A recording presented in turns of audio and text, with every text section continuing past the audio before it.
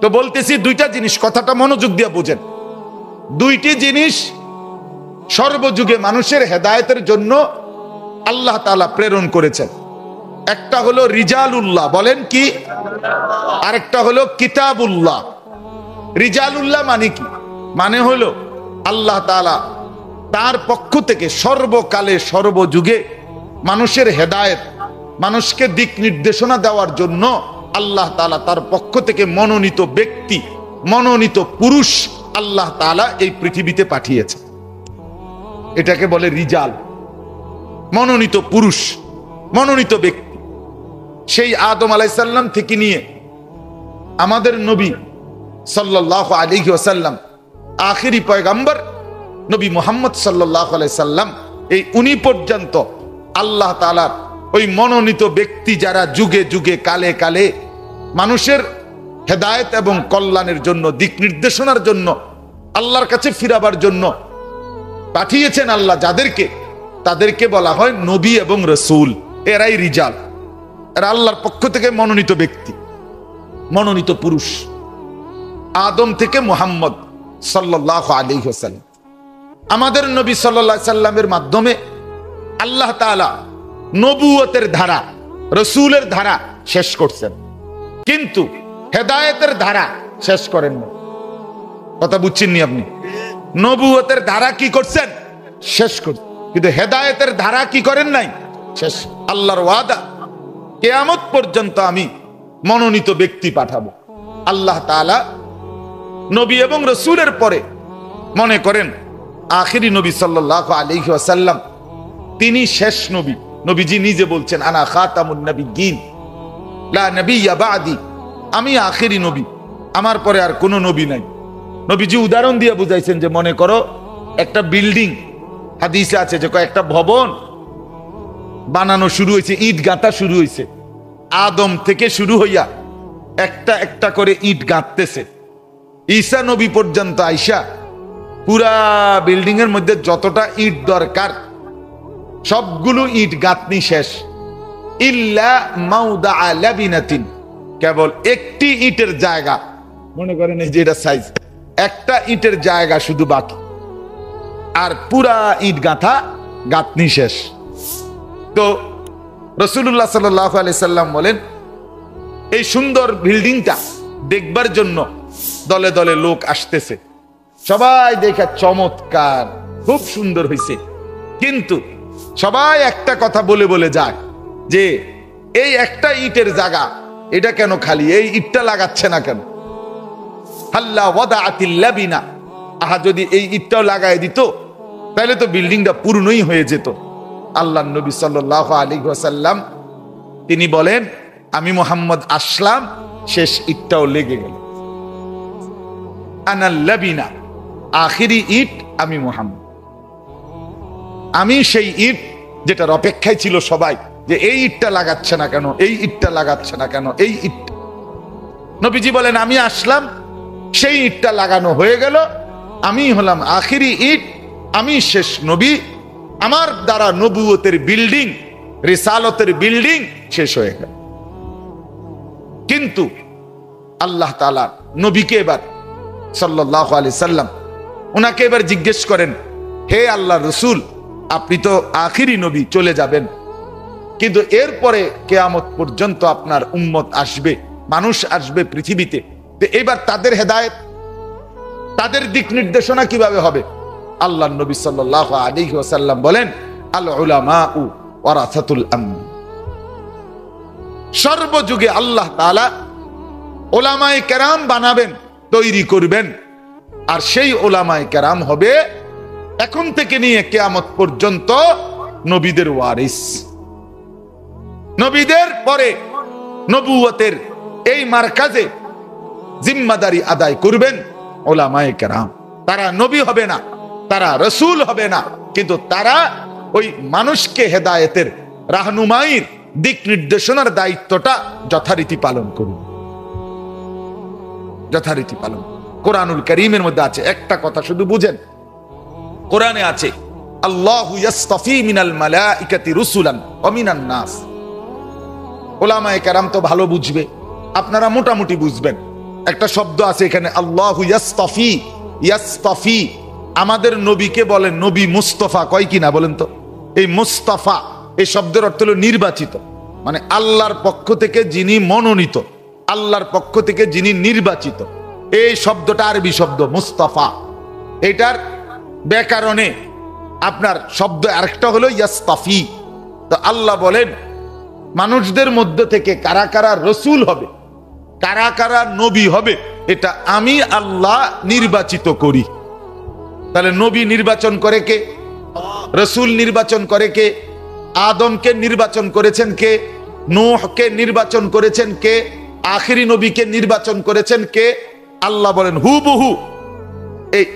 এই শব্দটা হুবহু আল্লাহ কোরআনে আছে সূরা ফাতিরের মধ্যে, সুম্মা আওরাসনাল কিতাব আল্লাযীনা আসতাফাইনা মিন ইবাদিনা। আল্লাহ বলেন আমার শেষ নবী মুহাম্মদের পরে আমি আল্লাহ তাআলা পরবর্তীতেও আমার কোটি কোটি বান্দার মধ্য থেকে আমার এই কোরআন গ্রহণ করবে, আমার এই কোরআনের উত্তরাধিকার হবে। আওরাসনা ওয়ারাসা, উত্তরাধিকার হবে যারা, তাদেরকেও আমি আল্লাহ ইস্তাফাইনা, আমি নির্বাচন করব, আমি নির্বাচন করব, আমি নির্বাচন। তাহলে রসুল নির্বাচন করে কে? এই রসুলের পরবর্তী উপযুক্ত নায়েব, উপযুক্ত উলামায়ে কেরাম, উপযুক্ত রাহবার, উপযুক্ত পথ প্রদর্শক, মানুষকে রাহবারি করার মতো দিক নির্দেশনা আল্লাহ তাআলা বলেন এটা আমি নির্বাচন করি। এক শব্দ হুবহু, ইয়াসতাফি ইস্তাফাইনা, ইয়াসতাফি ইস্তাফাইনা, সেম শব্দ। এটা মাজির সিগা অতীতকালীন, ওটা মুজারের সিগা ভবিষ্যৎকালীন শব্দ। এই জন্য আল্লাহ তাআলা যুগে যুগে আল্লাহর পক্ষ থেকে রাসূলুল্লাহ সাল্লাল্লাহু আলাইহি সাল্লামের পরেও কিয়ামত পর্যন্ত কত সময় এই আমাদের নবীর পরে আজকে প্রায় ১৫০০ বছরের কাছাকাছি, এই ১৫০০ বছরে কত ঝড়, কত তুফান, কত মহামারী, কত বন্যা, কত দুর্ভিক্ষ, কত আফত, কত মুসিবত, কত জুলুম, কত নির্যাতন, কত অন্যায়, কত অবিচার, কত অত্যাচার মুসলমানদের উপরে গেছে পৃথিবীতে এই ১৫০০ বছরে। কিন্তু কসম আল্লাহর, আপনারা যদি খোঁজ নেন বুঝবেন এটা, বা কোনো বিবেকবানকে যদি জিজ্ঞেস করেন তাও বুঝবেন, এই ১৫০০ বছরে আল্লাহর জমিনে যত ঝড়ঝাপটাই হোক, কোন কালে ওলামায়ে কেরাম শূন্য পৃথিবী একদিনও ছিল না। এটা আল্লাহর নিজাম, আল্লাহর সিস্টেম, এটা আল্লাহর ওয়াদা। এটা জমিন আমি রিজাল থেকে বুঝানেওয়ালা, আমার রাহবারি করবে, আমার দিন বুঝাবে, আমার কোরআন বুঝাবে, আমার বন্ধুর হাদিস বুঝাবে, আখিরাতের পথ দেখাবে, জাহান্নাম থেকে বাঁচবার কথা বলবে, জান্নাতে যাওয়ার কথা বলবে, এরকম বুঝাই কোনটাও খালি রাখবো না। কথা বুঝাইতে পারলাম নিয়ে কথা, এটা জরুরি বিষয়। অতএব আপনি আমি মুসলমান আখিরাতের মুক্তি পেতে হইলে, জাহান্নাম থেকে বাঁচতে হইলে, জান্নাতে যেতে হইলে, আল্লাহর আযাব গজব থেকে বাঁচতে হইলে, কসম আল্লাহর, আপনাকে ওলামায়ে কেরাম, আহলুল্লাহদের, আল্লাহর প্রিয় বান্দা ওলামায়ে কেরামের সোহবত, সান্নিধ্য, সাহচর্য থেকে উপকৃত না হলে আপনার আখিরাতের মুক্তি মিলবে না। আখিরাত আপনি যদি বলেন যে অমুক হুজুরের ত্রুটি, তমুক হুজুরের ত্রুটি, অমুক হুজুরের এই দোষ, তমুক হুজুরের এই দোষ, না, আপনার দোষের কোনো দরকার নাই। আপনার দিন মানা দরকার যদি হয়, আপনি যদি আল্লাহর কাছে খাঁটি দিলে চান, কসম আল্লাহর, যেই আলেম আপনাকে সত্যিকার আখিরাতের পথ দেখাইতে পারবে, এমন আলেম প্রত্যেক যুগে, প্রত্যেক অঞ্চলে, প্রত্যেক দেশে, প্রত্যেক এলাকায় আল্লাহ ব্যবস্থা রাখছেন আপনার সাধ্যের ভিতরে, আছেই আছে, আছেই আছে।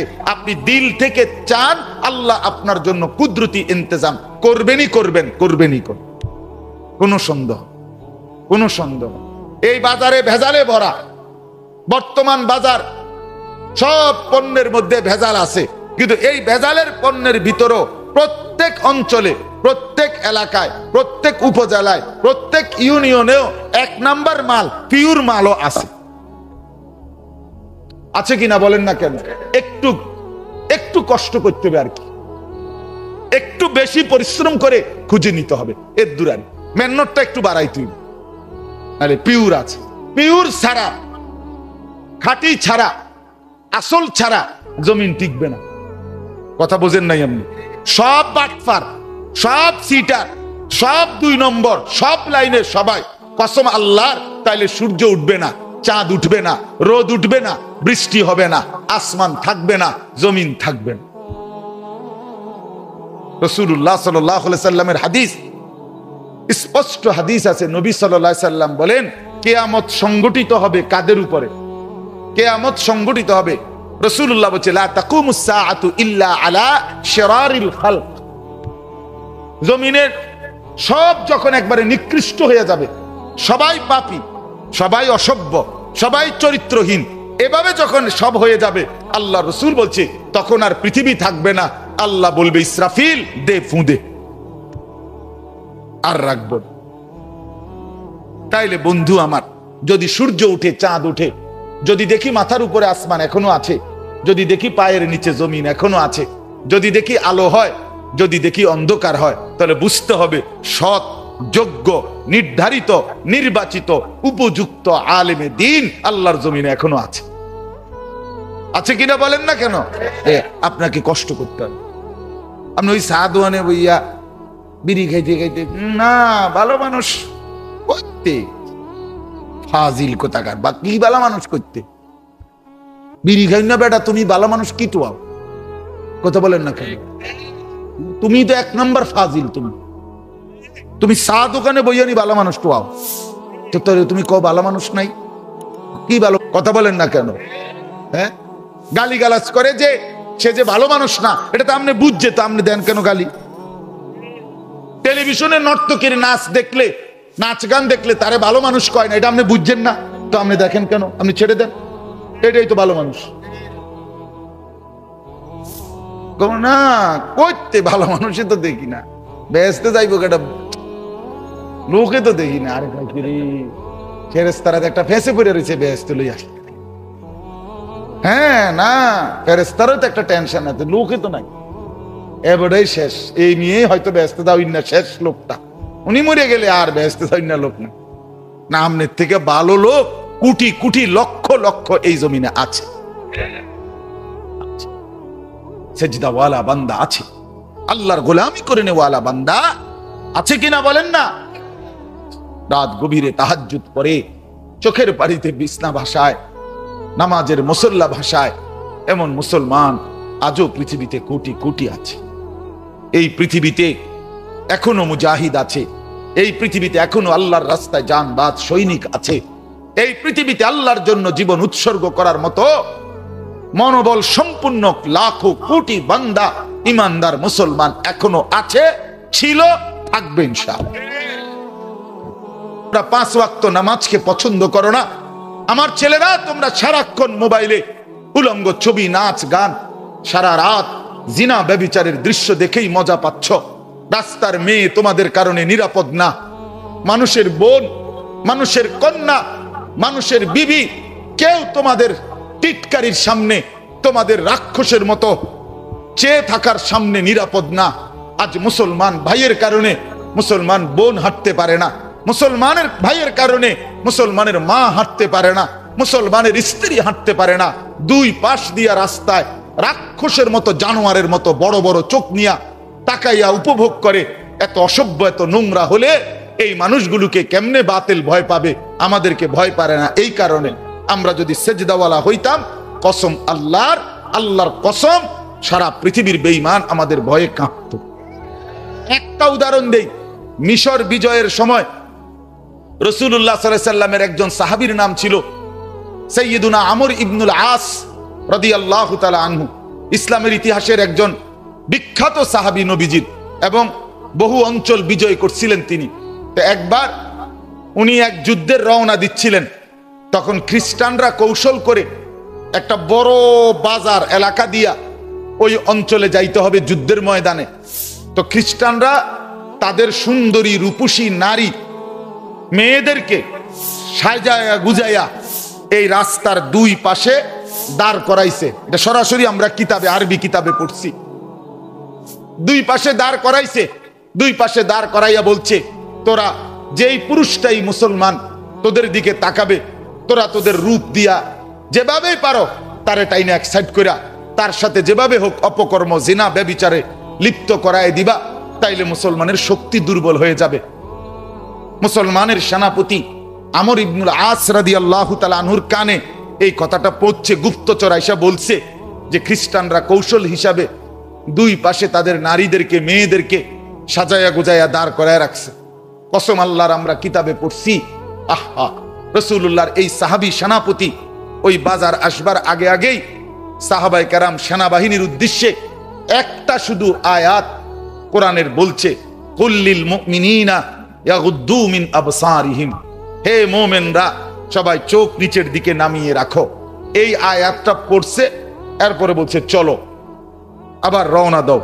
পুরা বাজার মহল্লা পার হয়ে গেছে, সাহাবায়ে কেরাম মুসলিম মুজাহিদরা একজনও একটি নারীর দিকে এক সেকেন্ডের জন্য বাঁকা চোখেও তাকায় নাই।